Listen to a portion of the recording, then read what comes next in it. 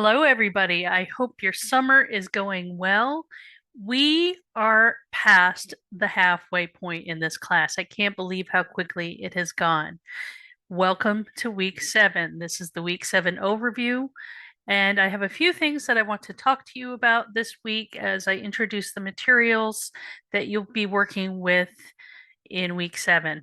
This is the week where we finish up the rhetorical analysis unit. SA2 has been focusing on rhetorical analysis of an advertisement, and I've been really pleased with how you've worked with the various concepts that have been introduced to you over the past couple of weeks. I know it hasn't been a long amount of time to work with this material for rhetorical analysis, but at least it gives you an introduction and prepares you for doing deeper rhetorical analysis once you get into English 1001.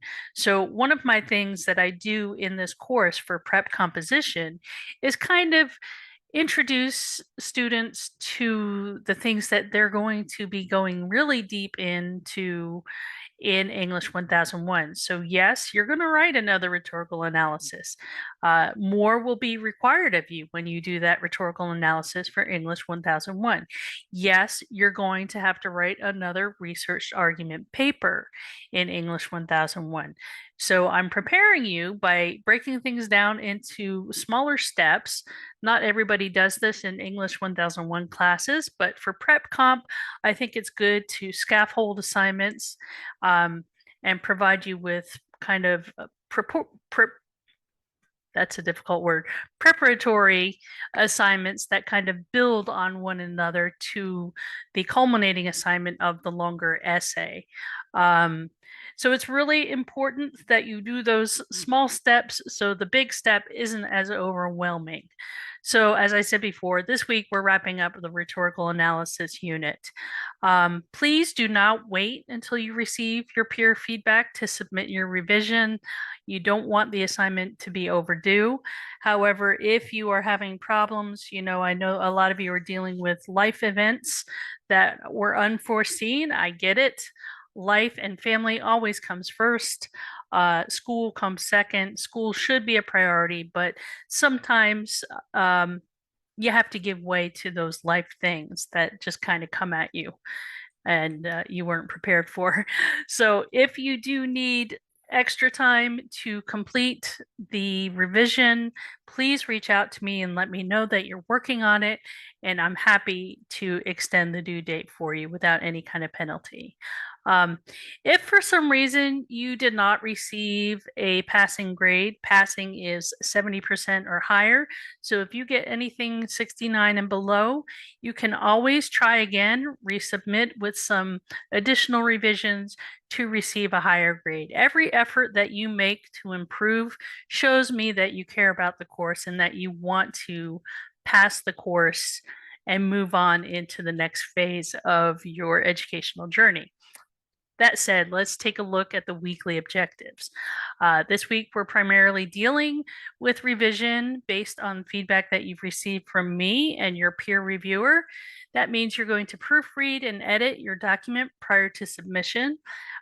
This is something you didn't have to do for essay number 1, but now for essay number 2, I'm giving you an opportunity to absorb the feedback, take that into consideration, make some changes with your writing to make it a more concrete and hopefully better essay.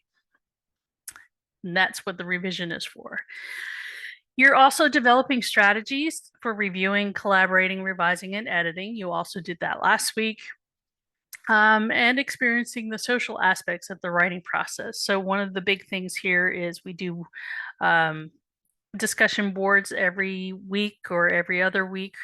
And that gives you the opportunity to bounce ideas off of one another, but also to provide some feedback. And of course, with the peer review exercise, that has also allowed you to converse with one another, and to provide feedback, which I think is a very important part of the writing process.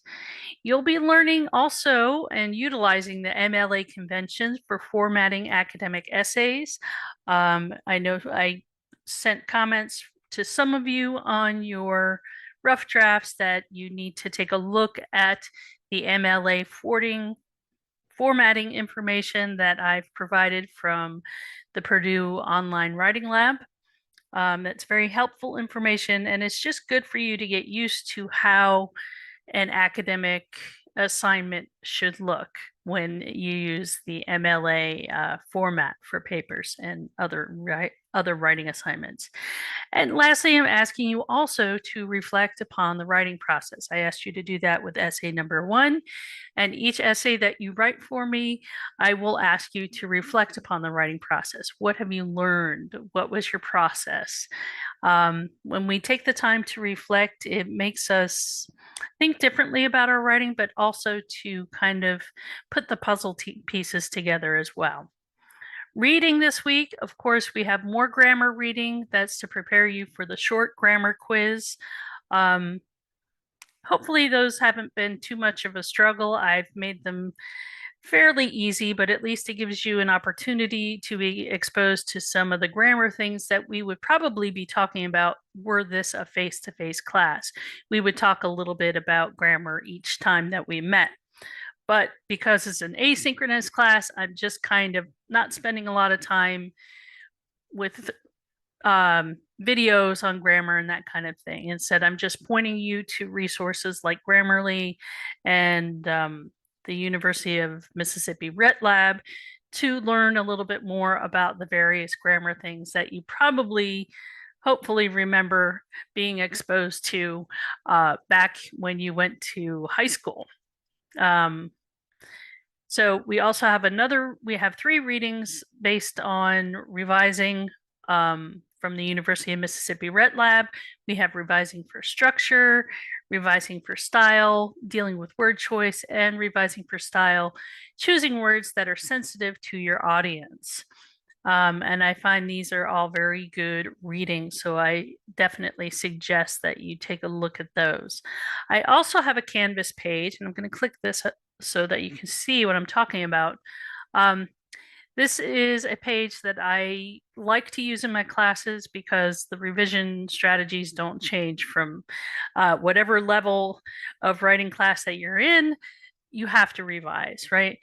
I also have this embedded video called Proofreading or Editing, Proofreading, and Revision Strategies. It's under 15 minutes, and it just explains the differences between editing, proofreading, and revision. They're not all the same thing, as well as the latter part of the video goes over the revision strategies page that I have here. If you don't want to read through all of it, you don't have to read through all of it. I do provide it in print so that you can, after you watch the video, you can go back to the page and read through the information that I spoke through in the video. For the videos, you're watching this week 7 overview. Again, I put a link to the video that's embedded in the revision strategies page. If you don't want to look at the page, that's fine. You can go straight to YouTube and watch the video instead. And then I have 2 crash course videos that are around about 10 minutes long. So as far as the watching of videos, roughly half an hour, a little bit between half an hour and 45 minutes, certainly under an hour, which is good, right? And hopefully this video doesn't go very long. So, so those 2 videos are how to revise and what is editing. Those are good videos that I suggest that you watch. For the assignments this week, we have grammar quiz number 7, which is dealing with homophones, words that sound the same but are spelled differently.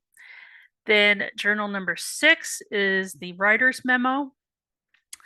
This writer's memo is slightly different than the other one. I think that I had you write for essay number 1. Similar questions though. You're reflecting on the rhetorical analysis.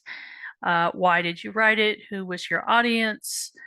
You might have had an audience other than people in this class and me, right? So if you have a different audience or an audience that you would hopefully want to reach, I would like to know about that.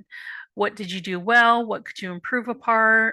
upon, what was easy, what was difficult, so on and so forth. Pretty straightforward there. You've written one already. I'm asking you now again to reflect on your writing process for the rhetorical analysis essay. And then, of course, the final assignment, which is due Sunday the 25th, is the final draft or the revised draft of essay number 2, the rhetorical analysis essay.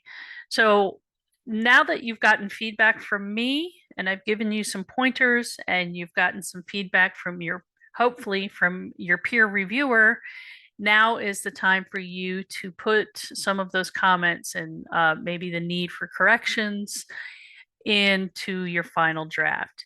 So again, I provide you the original prompt. Nothing here has changed. And make sure that you proofread and edit carefully before you submit your final draft. If you submit the same exact thing, I might be knocking some points off. People have gone through and taken time to read your writing. So it's in your best interest to actually put those changes, take those changes into consideration and make some revisions and make some editing corrections.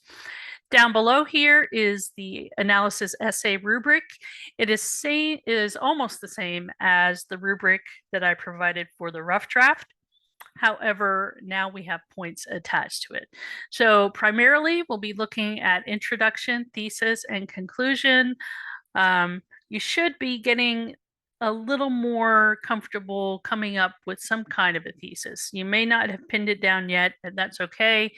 But hopefully you're working on an introduction that engages the reader's interest, right? You want to grab the reader's interest. You can do that through an interesting title, as well as the interesting first couple of sentences that get your reader engaged and say, yes, I want to read about this thing, right? So your introduction should be interesting and really keep in mind the audience that you are trying to reach. I will also be looking for how you address the rhetorical situation as well as rhetorical appeals. So I want you to think of things such as audience and author and purpose, as well as the rhetorical appeals of ethos, pathos, and logos. Some of you have actually talked about kairos, which is essentially timeliness. We didn't really cover that in class, but yes, kairos is a thing. And if you know how to recognize it, by all means, please include that in your essay. So I'm going to make sure that you are at least addressing the audience and you're talking about the purpose of the advertisement. What is the advertiser trying to do in the commercial, right? Or in the advertisement? Of course, I will be looking at organization. I want to make sure that the flow of your ideas goes smoothly. I provided an outline, an organizational outline for some of you. It's also on the prompt up here, some suggestions of how your essay can flow logically. So I'll be looking at that. And those of you who may have been struggling with some organizational principles, if your essay seemed to be all over the place or didn't really have, sorry about that, if you didn't really have much of a logical flow, I would have pointed that out to you. But for most of you, I think you did a pretty good job of having a fairly logical sequence for each paragraph. I'm also going to be looking for audience awareness, making sure that you write in a way that engages the audience, that you don't write repetitive paragraphs, that you want to keep your audience engaged and interested so that they read the whole thing, right?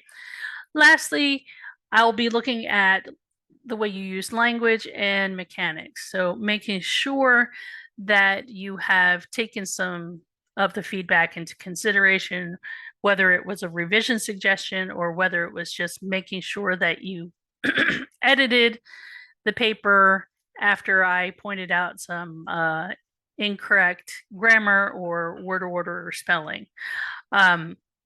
So that's something that I'll be looking at. If you have failed to make any changes, if you go ahead and just resubmit the rough draft without any changes, of course, this area here is where I'm going to be knocking off points. So it's in your best interest to at least make some changes, because I don't think anybody in the class wrote a flawless paper. So it's in your best interest to at least make some of those editing changes, even if you don't make any kind of deep revision. Lastly here, I want you to look at this category. This category here is actually one of the learning objectives for the course. So and I give you a point whether you've met it or not met it.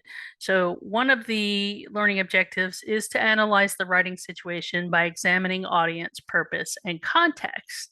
And through this essay, if you've successfully written the essay and you've done the things that you're supposed to do in the essay, then you will have fulfilled that learning objective. So I do this occasionally with some of the essays, especially if it's a departmental goal that we are researching and making sure that students are actually meeting the criteria for the course. So that's why that is tagged on. So for 100 points, with what, 1, 2, 3, 4, 5 different areas, plus the one learning objective at the end, we have 100 points. Again, this is due Sunday, June 25th. And once again, I want to call attention to this area here regarding the submission details. Make sure that you are using MLA format guidelines. And I have the sample paper here. I'll open it up so you know what I'm talking about, so that you know what an MLA paper looks like. I wish I could open this so that let's do that. There we go. So again, an MLA formatted paper means that it is 12-point font, usually Times New Roman, but I'm not going to take points off if you use a different font than that. It's double spaced. And then you have the page header here with your last name and page number. And then the heading, which includes your name, your professor's name, the course name and number, as well as the date. And then you should have an interesting title for your paper, something that kind of lets your audience know what's going on with the paper. I'm sorry about my phone making noises. I don't know if you can hear that, but it's a busy time and I forgot to turn sounds off before I started recording. And then the other stipulation, and this is here in this box, is to make sure that you have 1-inch margins for top, bottom, left, and right. The one thing I've noticed with several of you is that you may be putting an extra space between the paragraphs. I know that in Microsoft Word, there is a box that you can check in the paragraph menu that will remove those extra spaces when you're using double spacing. So